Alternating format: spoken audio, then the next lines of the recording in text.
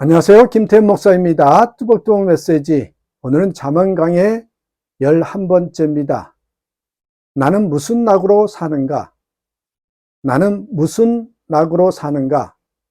잠언 10장 17절에서 32절의 말씀 가지고 함께 뚜벅뚜벅 걸어가겠습니다. 여러분, 우리 인생을 움직이는 힘이 있지요. 그게 낙입니다. 기쁨입니다. 여러분, 오늘 여러분께 한 가지 질문을 드리면서 메시지를 전하고자 합니다. 여러분은 요즘 무슨 낙으로 살아가십니까? 어떠세요? 요즘 여러분 무슨 낙으로 살고 계십니까? 누군가를 제대로 알고 싶다면 그 사람이 어떤 사람인지 물어볼 필요 없이요. 그 사람이 무엇을 할 때 가장 즐거워하고 기뻐하는가를 살펴보라고 합니다. 그 사람이 무엇을 할 때 가장 즐거워하고 기뻐하는가? 인간은 본래요, 이 즐거움과 놀이를 추구하는 존재입니다.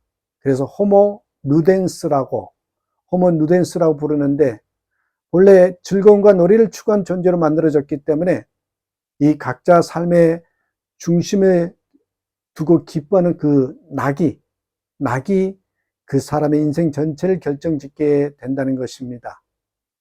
오늘 본문 23절은 우리 인류의 삶을 두 부류로 명확하게 갈라놓습니다. 미련한 자는 해악을 행하는 것으로 낙을 삼는 것 같이 명철한 자는 지혜로 낙을 삼느니라. 세상 사람들과 미련한 자는 나 중심으로 살아가면서 쾌락, 자극, 재미, 그리고 죄를 지으며 얻는 찰나의 그 스릴을 낙으로 삼습니다. 그러나 하나님 나라의 백성, 곧 지혜로운 자는 이 지혜를 낙으로 삼는다고 말씀합니다. 우리는 지난 시간에 성경을 이 구소삭적 시각으로 보아야 함을 배웠죠. 베드로전서 1장 10절에서 11절에 보면 구약의 선지자들 안에 계신 그리스도의 영이 오실 예수님의 고난과 영광을 증언하셨다고 말합니다. 즉 구약의 모든 지혜 역시 예수님을 향하고 있다는 것입니다. 그렇다면 여러분, 잠언이 말하는 지혜는 누구입니까? 아시죠 여러분? 바로 예수 그리스도이십니다. 따라서 지혜를 낙으로 삼는다는 것은 오직 예수 그리스도를 내 삶의 최고의 기쁨과 낙으로 삼고 살아간다는 뜻이겠죠. 오늘 말씀을 통해 세상의 짜릿한 재미가 아니라 예수를 낙으로 삼는 인생의 세 가지 특징을 깊이 깨닫는 그런 복된 시간이 되기를 축복합니다. 자, 첫 번째예요. 예수를 낙으로 삼는 사람의 첫 번째 특징은요, 이 삶의 흔들림, 다시 말해서 훈계와 징계조차도 나를 진짜로 만드시는 하나님의 은혜임을 알아채는 것입니다. 자, 17절 보실래요? 훈계를 지키는 자는 생명길로 행하여도 징계를 버리는 자는 그릇 가느니라. 우리가 세상을 살다 보면 돈과 건강, 이 상황에 집착하게 됩니다. 아무 문제 없이 일이 잘 풀릴 때는 오직 내 재미와 스릴을 쫓아 살아가기 쉽습니다. 여러분, 오늘날 많은 어른과 아이들이 이 스마트폰과 게임에 빠져 삽니다. 부모들은 아이들을 챙기기 귀찮거나 때를 쓰면 그때 아이 손에 스마트폰을 쥐어주지요. 그 순간 아이들은 찰나의 자극과 재미에 빠져서 집착하고 하나님이 주신 영적인 집중력을 완전히 상실해 버립니다. 심지어 대화 중에도 이 휴대폰만 들여다보면서 신앙의 본질을 잃어버리는 일들이 목회자나 이 성도들 사이에서도 흔히 일어납니다. 세상의 자극과 재미는 결국 우리를 탕진하게 만들 뿐입니다. 그러나 하나님은 사랑하는 자녀가 그런 헛된 재미에 망하는 것을 두고 보지 않으시지요. 때로 이 광야와 시련을 주시면서 우리의 삶을 거세게 흔드십니다. 히브리서 12장 26절 24절에 다 나와 있잖아요. 소매라는 부리신 하나님이 흔드시는 이유는 여러분, 쓸데없는 잣동산이를 태워버리고 꺾이지 않는 오직 예수를 진짜 믿음만 남기시기 위함이옵니다. 어느 집에요, 18년 넘게 키운 노령견 말티즈가 한 마리 있었습니다. 이제 너무 늙어서 눈도 거의 안 보이고 귀도 들리지 않는답니다. 예전에는 주인이 집에 들어오면 막 덤블링을 하면서 신에서 반겼는데 요즘은 주인이 들어와도 안 들리니 그저 가만히 있더랍니다. 수의사 선생님께 물으니 참 인상적인 말을 해줬대죠. 강아지의 귀가 안 들리게 된 것도 하나님의 은혜일 수 있습니다. 만약 지금 몸으로 옛날처럼 주인 반갑다고 덤블링 하다가는 뼈가 부러져 큰일 납니다.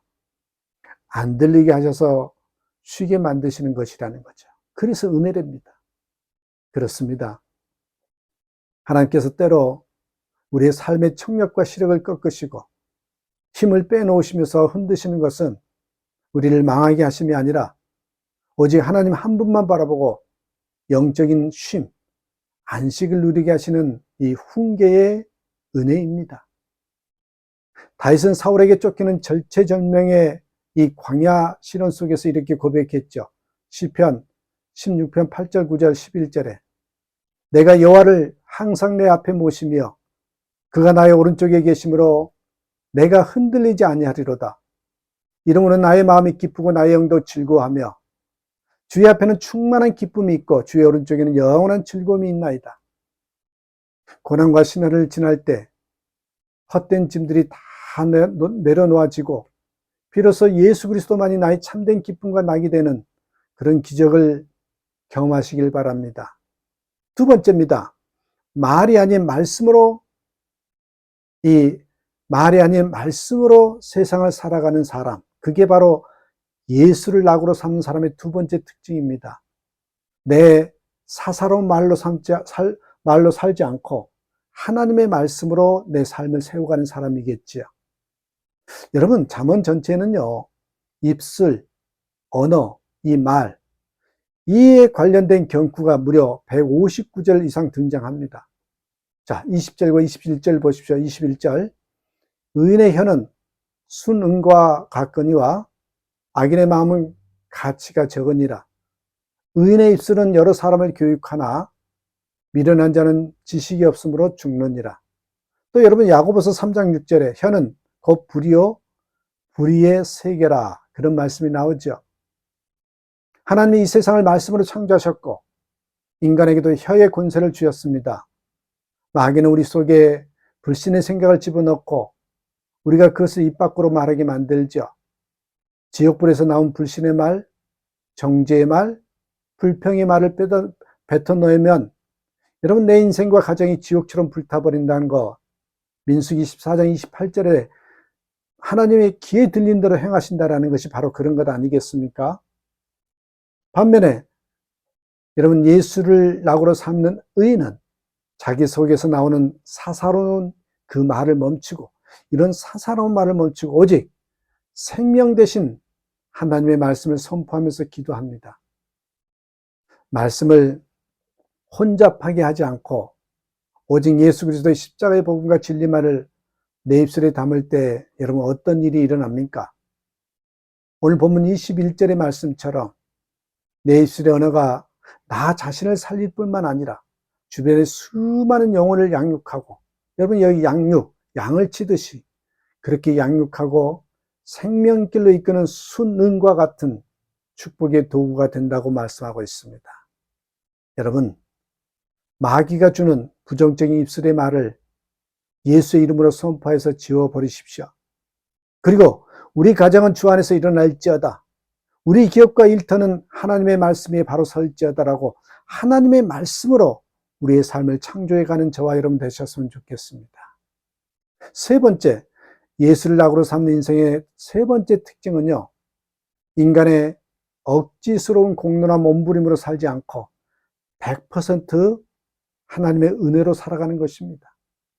자, 오늘 설교의 가장 중요한 핵심 구절인 본문 22절을 함께 읽겠습니다. 여호와께서 주시는 복은 사람을 부하게 하고 근심을 겸하여 주지 아니하시느니라. 이 구절의 이 난해주, 하단 난해주의 설명을 보시면요, 수고함으로 더하지 못하느니라 이렇게 적혀 있어요. 수고함으로 더하지 못합니다. 무슨 뜻입니까? 하나님이 자녀에게 주시는 참된 복과 영적인 부유함은 인간이 억지로 애쓰고 수고하고 몸부림친다고 해서 더해지는 것이 아니라는 복음의 선언입니다. 많은 교인들이 신앙생활을 하면서도 억지로 부자가 되려 하고 억지로 남을 이기려 하고 하며 내 힘과 공로로 인생을 구축하려다가 피곤과 근심에 짓눌려 살아갑니다. 그러나 진짜 은혜를 아는 자는 억지로 삽질하면서 살지 않고요, 하나님이 나에게 허락하신 현재의 환경과 맥락을 감사함으로 수용합니다. 여러분, 이런 예화가 있어요. 옛날 어느 마을에 큰 홍수가 일어났습니다.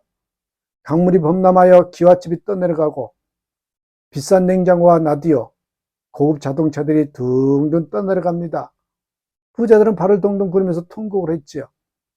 그때 길가에 살던 거지 아버지와 아들이 떠내려가는 고급 물건들을 바라보고 있었습니다. 아들이 말했대죠. 아버지, 저 집들은 다 떠내려가고 비싼 차들도 다 부서지네요. 참 안 됐어요. 그러자 거지가 껄껄 웃으면서 아들에게 말했댔죠. 얘야, 보아라. 우리 집은 이를 가져도 또한 저런 좋은 차도 없으니 참 다행 아니냐? 이게 다 아버지 잘 둔 덕인 줄 알아라. 웃고자 하는 이야기지만 영적으로 아주 깊은 메시지가 있습니다. 여러분, 경제학 용어 중에 비교우위라는 말이 있습니다. 내 인생의 진짜 강점은 내가 남보다 우월하게 잘해서 오는 것이 아니라 하나님이 나를 놓아두신 그런 상황과 맥락 속에서 옵니다.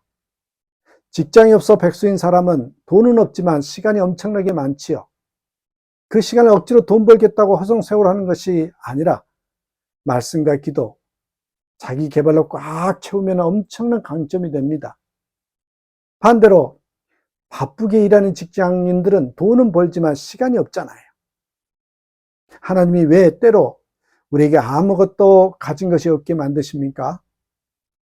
잃을 것이 없게 하셔서 세상의 헛된 짐을 다 내려놓고 오직 하나님만 온전히 의지하는 그런 최고의 강점의 상태로 만드시기 위함입니다.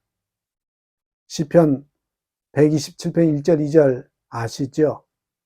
여호와께서 집을 세우지 아니하시면 세우는 자의 수고가 헛되며 여호와께서 성을 지키지 아니하시면 파수꾼의 깨어있음이 헛되도다. 그러므로 여호와께서 그의 사랑하신 자에게는 잠을 주시는도다. 예수를 낙으로 삼지 않는 사람은 자수성가하려 하기에 무너지면 어쩌나 늘 두려움 속에 살아갑니다. 그러나 예수를 낙으로 삼는 사람은 하나님이 내 인생을 세우시고 지키심을 믿기에 억지로 몸부림치지 않고 평안히 안식하며 주님의 이끄신 대로 동행합니다. 일은 내가 악착같이 하는 것이 아니라 주님 은혜 안에서 저절로 되는 것입니다. 여러분, 말씀을 맺겠습니다. 오늘 잠언 말씀 우리에게 묻습니다. 너는 지금 무슨 낙으로 살아가고 있느냐? 세상의 자극과 스릴, 헛된 재미를 버리고 오직 예수 그리스도를 우리의 참된 낙으로 삼으라고 말씀합니다. 고난과 흔들림 속에서도 나를 온전케 하시는 하나님의 훈계와 은혜를 바라보라 하십니다. 사사로운 내 입술의 말을 멈추고 오직 생명의 말씀을 선포하라고, 그 말씀이 우리의 인생과 가정을 수능처럼 보배롭게 바꿀 것이라고 합니다. 또한 내 공로와 수고로 인생을 만들려는 무익한 몸부림을 내려놓으십시오. 하나님께서 여러분이 처한 그 자리에서 가장 선한 길로 인도하시며 비할 데 없는 은혜의 복을 부어주실 것입니다. 악인의 깨와 쾌락은 바람에 날리는 겨처럼 금방 사라지지만 오직 예수를 낙으로 삼고 주님과 동행하는 성도의 삶은 영원히 거하는 경관 망대가 될 것입니다. 오늘 하루 이 복된 예수 그리스도의 은혜에서 진정한 평안과 기쁨을 누리시는 그런 삶이 되기를 주님의 이름으로 축복합니다. 감사합니다.